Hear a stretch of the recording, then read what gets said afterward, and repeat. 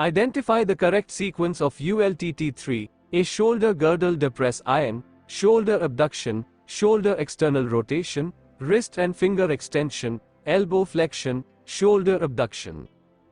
B. Shoulder girdle depression, elbow extension, medial rotation of the whole arm, wrist, finger and thumb flexion. C. Shoulder girdle depression, elbow extension, lateral rotation of the whole arm, wrist, finger and thumb extension. D. Shoulder girdle depression, shoulder abduction, shoulder external rotation, forearm supination, wrist and finger extension, elbow extension, cervical side flexion. And the answer is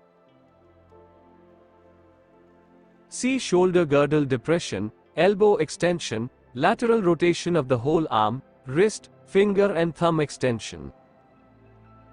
Explanation for this question is: the ULTT3 is a neurodynamic test specifically designed to assess the mobility and sensitivity of the radial nerve.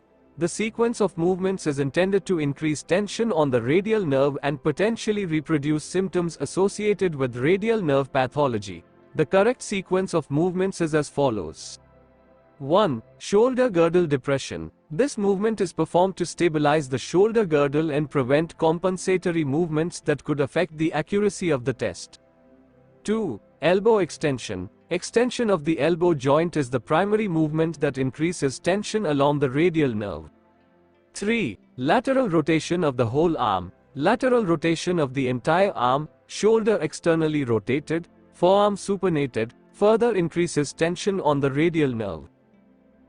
4. Wrist, finger and thumb extension. Extension of the wrist, fingers, and thumb adds additional tension to the radial nerve, as the nerve innervates the extensor muscles of the forearm and hand.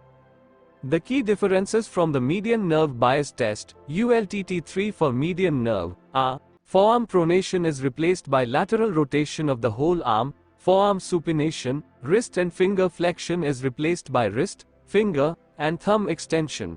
It's important to perform these maneuvers gently and gradually, monitoring the patient's response. Comparing the symptomatic side with the asymptomatic side can help identify any differences in nerve mobility or sensitivity.